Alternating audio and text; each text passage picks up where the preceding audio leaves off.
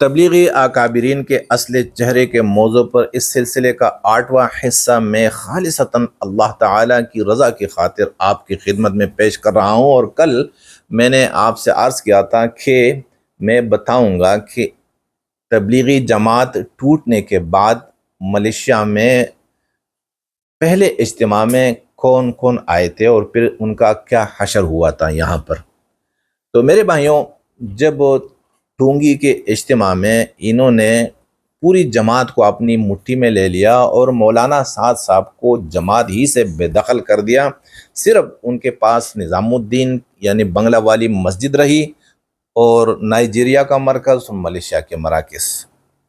اس کے علاوہ پوری دنیا انہوں نے چین لی ان سے۔ اس کے لیے انہوں نے پہلے تو دیوبند کے علماء کو استعمال کیا اور دیوبند کے علماء کے ساتھ ساتھ انہوں نے انڈیا کے میڈیا کو بھی استعمال کیا تھا۔ اگر آپ کو میری بات پر یقین نہیں آتا تو ان دنوں کی آپ خبریں دیکھیں اور انڈیا کے جو چینلز ہیں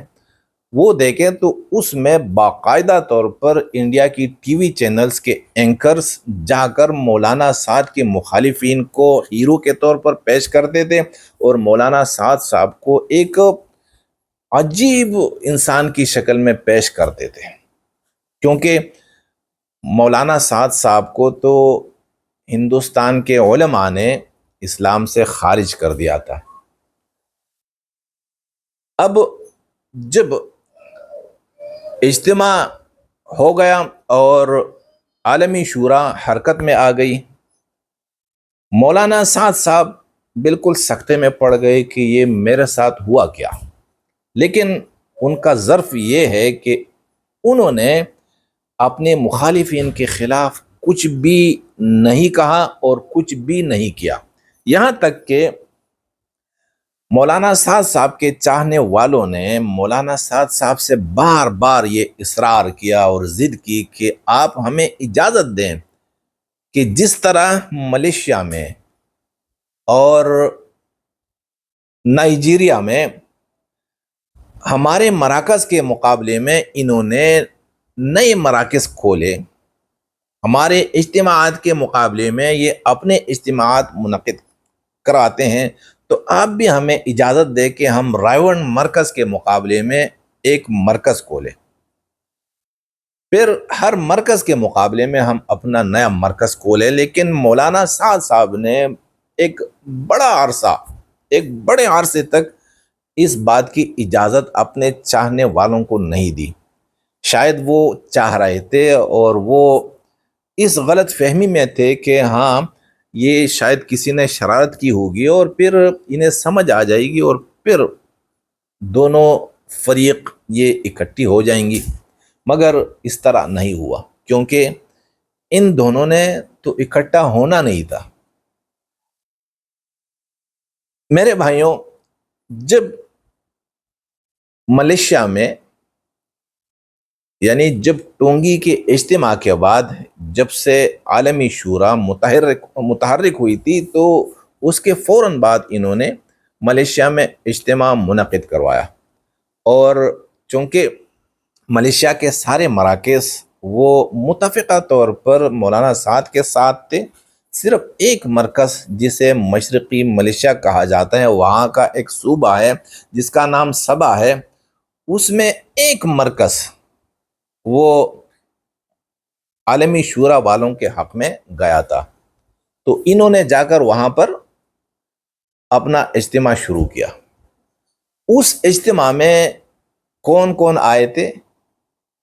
تو اس میں ایک مولانا صاحب رائیون کے، جن کا نام ہے مولانا عباد اللہ صاحب، بڑے اچھے انسان ہیں،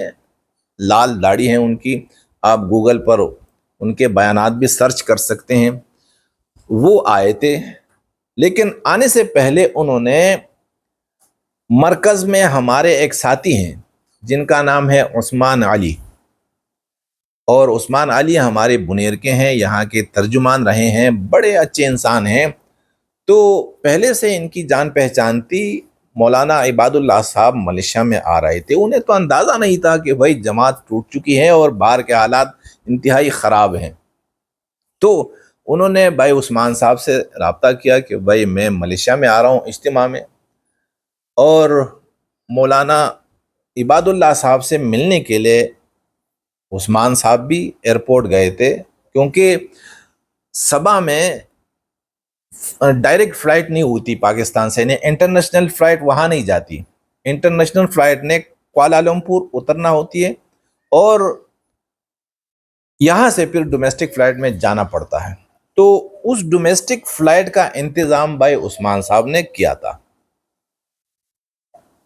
اس کا پتہ جب وہاں کے ذمہ داروں کو چلا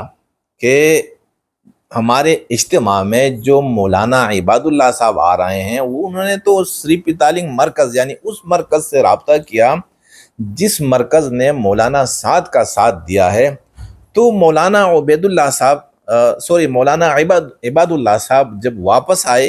اجتماع سے تو وہ ہمیں بتا رہے تھے کہ یار حالات تو بڑے سنگین ہیں، اور میرے ساتھ کیا ہوا؟ تو انہوں نے کہا کہ جب میں رات کے وقت وہاں پہنچا تو ایک تو کوئی ریسیو کرنے کے لیے نہیں آیا تھا، بہرحال ہم وہاں چلے گئے مرکز میں اور اجتماع کے جو میدان ہے وہاں چلے گئے۔ اجتماع کے میدان میں جہاں پر بزرگوں کے لیے اور مہمانوں کے لیے جو کمرے یا خیمہ لگا تھا، میں وہاں گیا کہ بھائی میں ریونڈ سے آیا ہوں، اور یہ کس حیثیت سے آئے تھے مولانا عباد اللہ؟ یہ وی آئی پی کی حیثیت سے آئے تھے، عام مہمان نہیں تھے بلکہ ایک خاص مہمان تھے، لیکن صرف اسی جرم پہ کہ انہوں نے سری پتالنگ یعنی مولانا سعد کے چاہنے والوں کے ساتھ کیوں رابطہ کیا، تو انہیں پوری رات مہمانوں کے یا خاص مہمانوں کے کمرے میں سونے نہیں دیا۔ خاص مہمانوں کا کمرہ تو چھوڑ دیجئے، عام مہمانوں کے کمرے میں بھی سونے نہیں دیا، اور ان کو اتنا تنگ کیا کہ مولانا عباد اللہ صاحب بتا رہے تھے کہ میں نے کہا کہ جب میں مجبور ہوا تو میں نے کہا بھائی میں نے آنا ہی نہیں، میں واپس جا رہا ہوں، بس میں ٹکٹ کرواتا ہوں واپسی کا اور میں واپس جا رہا ہوں۔ لیکن پھر بیچ میں کوئی پڑ گیا اور وہ مجھے لے کر گئے عام لوگوں کے مجمع میں، انہیں سلایا۔ تو جب ہم نے بھائی عثمان صاحب کے گھر پہ میں بھی ان سے ملا اور ہم نے اپنی تشویش سے انہیں آگاہ کیا کہ بھائی حالات بڑے خراب ہیں اور آپ اس میں کردار ادا کر دیں، تو انہوں نے اپنی بھی کارگزاری سنائی۔ آپ کو اگر میری بات پر یقین نہیں آتا تو جائیں، مولانا عباد اللہ صاحب ریونڈ میں ہیں اور اسی واقعہ کا آپ ذکر کر دیں ان کے سامنے تو وہ سچ بتا دیں گے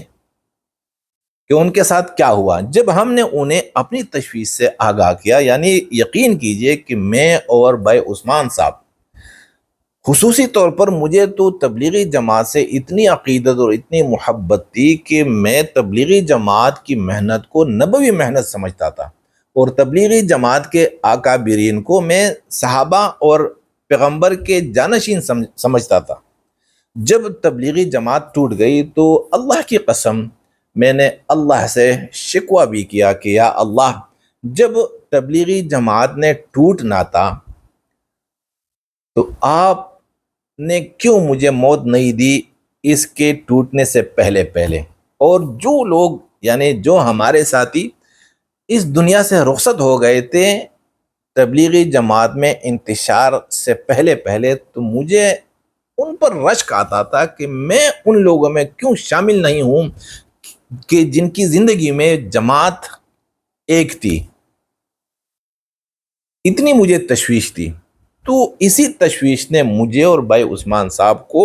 مجبور کیا کہ ہم مولانا عباد اللہ صاحب سے کردار ادا کرنے کی درخواست کر لیں۔ انہوں نے کہا کہ بھائی ہمیں تو اندازہ نہیں تھا کہ باہر کیا ہو رہا ہے، ہم تو سمجھ رہے تھے کہ جس طرح پاکستان کے حالات ہیں، یعنی دیکھیے میں بتا رہا ہوں آپ کو کہ جو تبلیغ کے اکابرین ہیں، خصوصی طور پر یہ رائیونڈ والے، انہوں نے حاجی عبد الوہاب کو بھی بے خبر رکھا اور پاکستان کے ساری تبلیغ والوں کو بھی بے خبر رکھا۔ یعنی اب تک تقریباً 80% تبلیغ والوں کو یہ خبر نہیں کہ تبلیغی جماعت 3 حصوں میں تقسیم ہو چکی ہے، اب تک نہیں پتا۔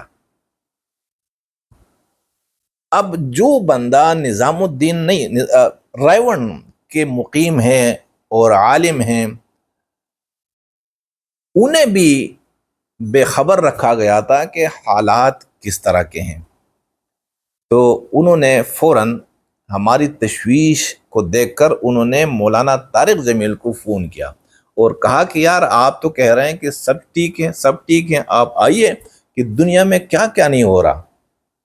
حالات بڑے سنگین ہیں، اور اس میں آپ کردار ادا کریں کہ دونوں فریقوں کو آپ جوڑ دیجئے۔ تو مولانا طارق جمیل صاحب نے بھی ہاں میں جواب دیا اور وعدہ کیا کہ میں اس میں ضرور کردار ادا کروں گا۔ شاید انہوں نے کردار ادا کیا ہوگا لیکن کوئی نتیجہ نہیں نکلا اب تک۔ پھر ان کے چلے جانے کے بعد مولانا فہیم، ہاں اس سے پہلے جب ہم مولانا عباد اللہ صاحب کے ساتھ تھے تو انہوں نے کہا کہ یار مجھ سے بھی بات نہیں بنے گی اور مولانا طارق جمیل سے بھی کچھ نہیں ہوگا، یہ کام مولانا فہیم کا ہے۔ مولانا فہیم حاجی عبد الوہاب کے خادم تھے، لیکن خادم نہیں تھے، بڑے ظالم تھے اور مخدوم تھے۔ انہوں نے حاجی عبد الوہاب کے ساتھیوں کو رائیون سے بے دخل کر دیا تھا اور حاجی عبد الوہاب کو قید کر رکھا تھا، اور حاجی عبد الوہاب نے ان پر الزام بھی لگایا تھا کہ فہیم نے مجھے زہر کھلانے کی کوشش کی ہے، اور اس کا اقرار مولانا فہیم نے خود بھی کیا تھا کہ ہاں حاجی عبد الوہاب نے مجھ جیسے بندے پر الزام لگایا۔ تو انہوں نے کہا کہ بھائی یہ کام مولانا فہیم کا ہے۔ اسی اجتماع میں جس میں مولانا عباد اللہ صاحب آئے تھے، تو 1-2 یا 3 دن کے بعد مولانا فہیم بھی آئے اور میری درخواست پر بھائی عثمان صاحب نے انہیں صبح کے ناشتے پر بلایا۔ مجھے بھی بلایا تھا لیکن میں نہیں جا سکا، اور پھر مجھے بھائی عثمان صاحب بتا رہے تھے کہ میں نے انہیں اپنی تشویش سے آگاہ کیا اور پھر اس پر زور دیا کہ بھائی جماعت جب ایک ہوگی تو کام ہوگا، اور یہاں تک کہ مولانا فہیم ماننے لگے تھے، فیصلہ کرنے لگے تھے کہ ہاں بھائی ہم نے ایک ہونا ہے، کہ اس وقت اسی جگہ پر مولانا فہیم کے ایک شاگرد وہ جب سمجھ گئے کہ بھائی مولانا فہیم تو اب ماننے لگے ہیں اور جماعت ایک ہو جائے گی، تو انہوں نے مولانا فہیم صاحب سے کہا کہ چلیے مولوی صاحب چلتے ہیں، دیر ہو گئی۔ تو مولانا فہیم کچھ فیصلہ کیے بغیر، کچھ بتائے بغیر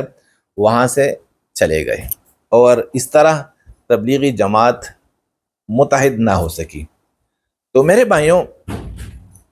اس میں یعنی تبلیغی جماعت کے توڑنے میں بیرونی ہاتھ کس کے تھے، اندرونی ہاتھ تو میں نے آپ کو بتا دیے، اور پھر ہمارے جو رائیون کے اکابرین ہیں انہوں نے کس طرح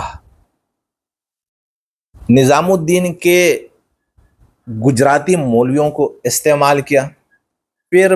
گجراتی مولویوں کا مستقبل کیا ہے، مستقبل میں وہ کیا چل سکیں گے رائیون کے اکابرین کے ساتھ یا نہیں، تو اس پر انشاءاللہ میں دوسرے سلسلے میں آپ سے بات کر لوں گا۔